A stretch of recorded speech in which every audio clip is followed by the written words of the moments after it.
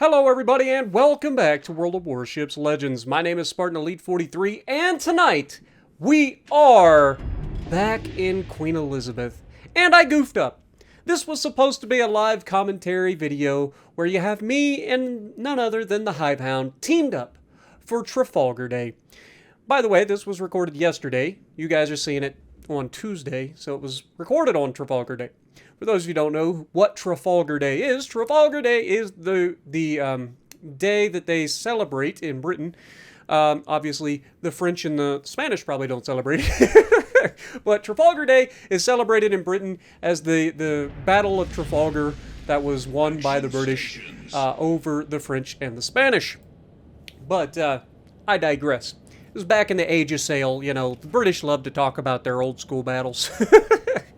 Nah, with all due respect, I joined Hive for his stream yesterday, and it was a lot of fun. We had a good time, despite, you know, the usual banter between me and him. And unfortunately, I forgot to unmute Hive's channel, so we got mine, but we didn't get his. So I decided to go ahead and delete mine and just do a normal commentary. But we're doing a little bit of a Hive versus Spartan, Warspite versus Queen Elizabeth to put it all to rest. Who is number one? Queen Elizabeth or Warspite? Who is number one? Hive Hound or Spartan Elite? These are the questions that absolutely zero people ask, but the ones that we're going to answer today. And I'm totally not doing this on a biased nature that if I had failed, I probably wouldn't have posted the video. So, spoiler alert. Foreshadowing. But no, we had a good time, and it was fun. We played a bunch of British ships, and then ended with the Lyon to represent some of the French as well at the end. That didn't go so well, but that was just sadness all around. But speaking of the French, we have the donkey over here. We also have a Matsuki here. Now I'm going to give you guys a little bit of a backstory here as we're pushing in. This is the very first match with me and Hive in the game, by the way. Very first match together.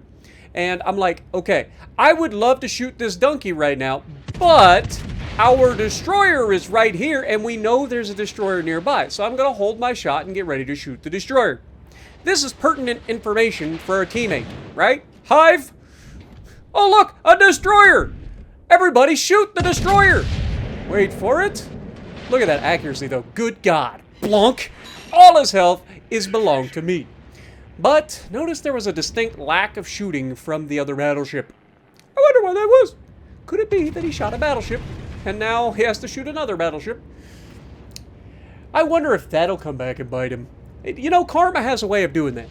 We always say, if you see a destroyer, shoot a destroyer. You get a little bit greedy at times trying to go for damage, and at times it ends poorly, right? Now, in fairness, Donkey goes full broadside here, and dude, you just can't do this. I don't care what ship you think you're in, that's going to end poorly. And these 15-inch guns are deadly accurate, as we've hit twice for 38,000 damage now. And then we get promptly smacked by the Warspite for our trouble. And then we're also broadside to a Queen Mary. Now, this is the first time that I've actually gone up against a Queen Mary. And so I had, oh my God. Hive, what are you doing? Get what? But of all the timings, there's a destroyer. Oh God. Go forward, Queen Elizabeth. Good Lord, please go forward. Oh God. Go forward, please. Go, go, go. Go, Queen. Go, Queen. It's your birthday. Whoa, they ran out. Oh, that's karma right there, baby. It was like, you're gonna get smashed, but you're not. And then Hive goes back in towards the front, and I'm like, you know what? I'm gonna go out here to the outside. You see those two battleships? There's a reason they're going out there. So we're gonna try to go out there and set up a crossfire. We don't need to have me and Hive on top of each other. It was already almost a disaster once. We don't need to be right on top of one another. So I'm gonna get some distance between me and Hive, try to set up a crossfire so that we can both work together in a much safer manner.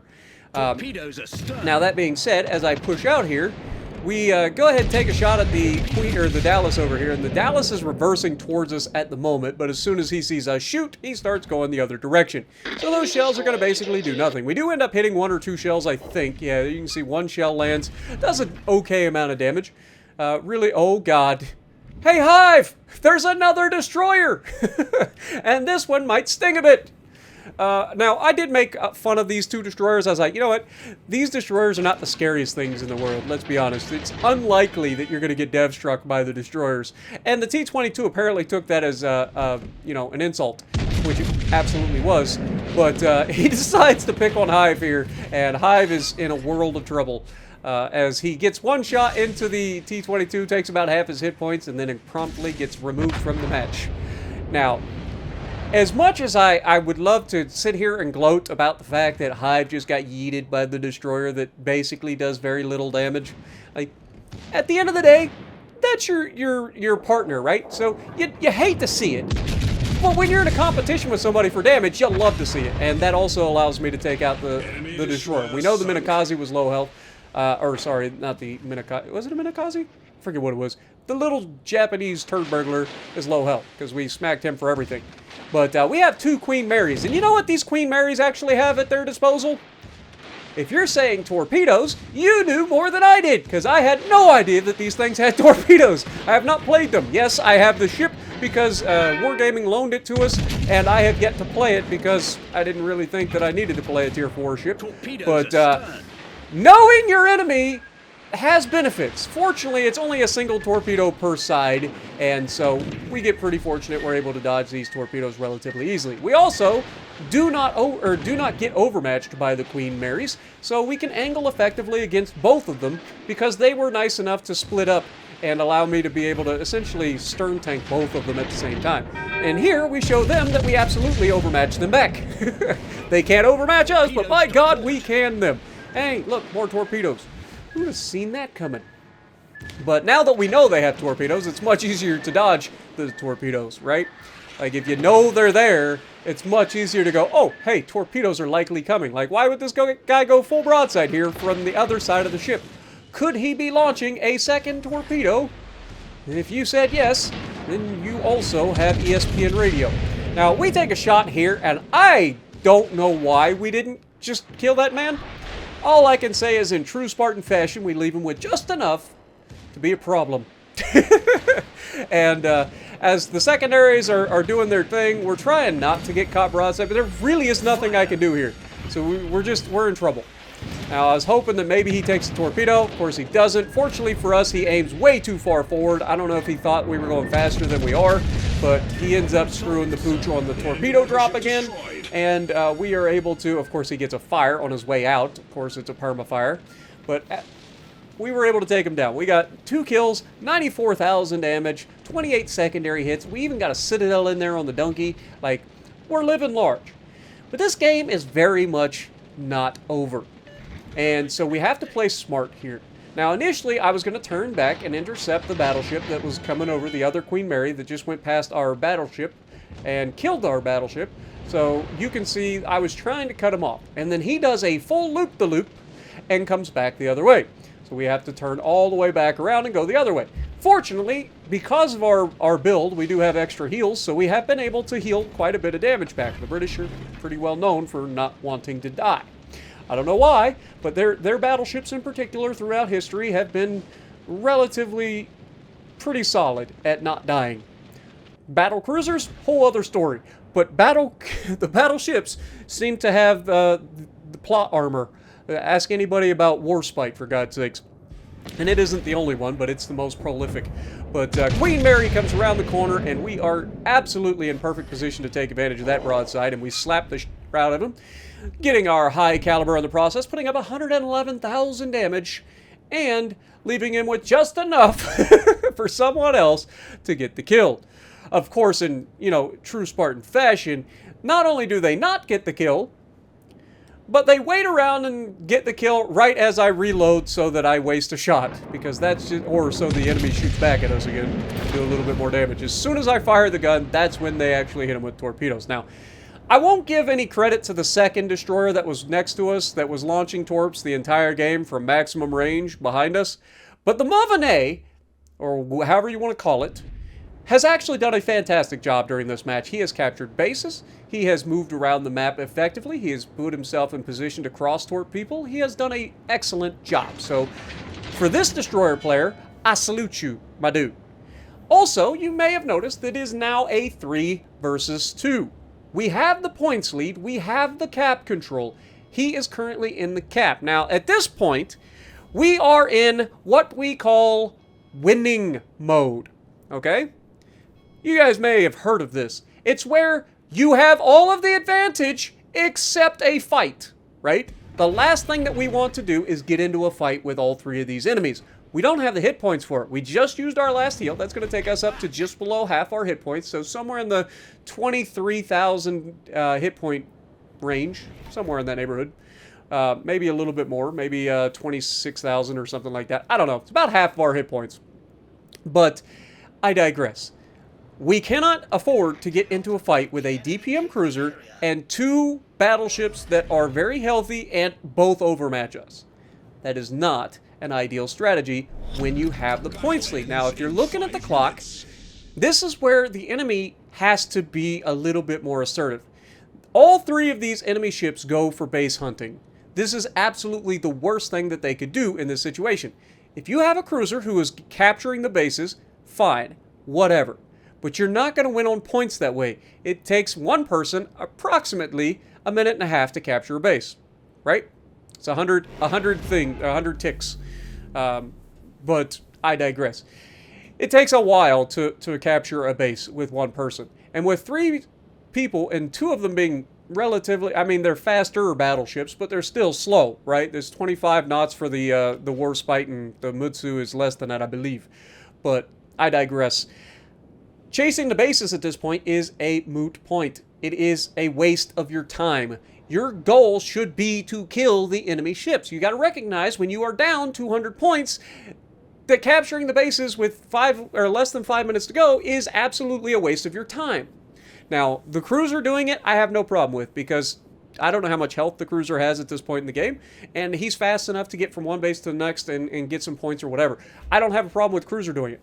I have a problem with the two battleships that overmatch doing it. They should have been hunting me this whole time. And as you can see, I recognize the fact that they're not. And now our destroyer has them spotted in the alpha cap, meaning they are following their cruiser. And their cruiser has just entered the Charlie cap, right? And instead of doing their job as battleships, they are going to try to follow that cruiser. Now, we just said that it takes about a minute and a half for these guys to capture a base. Even if they capture that base, that puts them ahead by one cap. That is not enough to make up the gap in points, as long as I don't do something stupid and get myself killed. Right? So, what do we do in this situation? We don't go out into the middle of the water to let everybody focus us down. We use these islands for what they are for, to break contact. We are going to maneuver back into a position where we can potentially get into a fight, because they are going to come back to Bravo. They've already shown that they have no intentions of fighting, so they're just trying to capture the bases, even if that isn't the way they're going to win. But that doesn't mean that we can't at least get into a fight with them. I highly doubt that I'm going to run into enough damage quick enough to kill me in under 2 minutes by the time that we actually engage these ships. Now, is it possible? Sure, but it's unlikely, right? Especially when we have islands that we can use to break contact.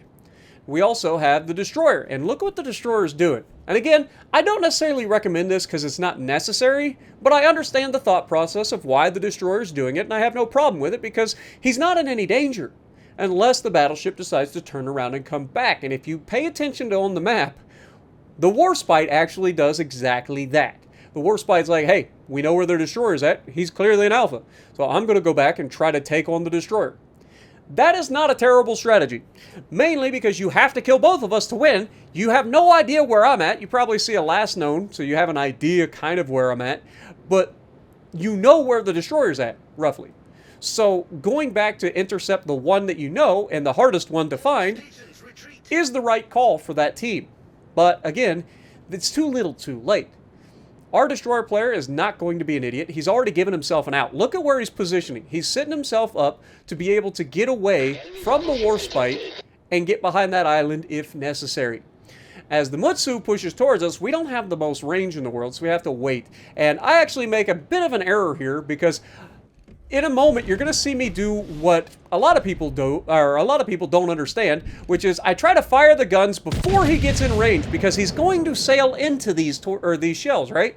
But I was able to fire without being detected. Well, as soon as I fire, he ends up getting in range. So I waited just a little too long for that. But we get a little bit of damage out of it, not much. And you can see that I'm in relatively no harm. Like, there's nothing that's going to really hurt me here. Dallas decides to show up. He's definitely not going to kill me in 30 seconds. And then, of course, he makes the right call here as he's like, you know what? That's a Queen Elizabeth. This seems like a very bad idea for me in Dallas to go ahead and take on a Queen Elizabeth.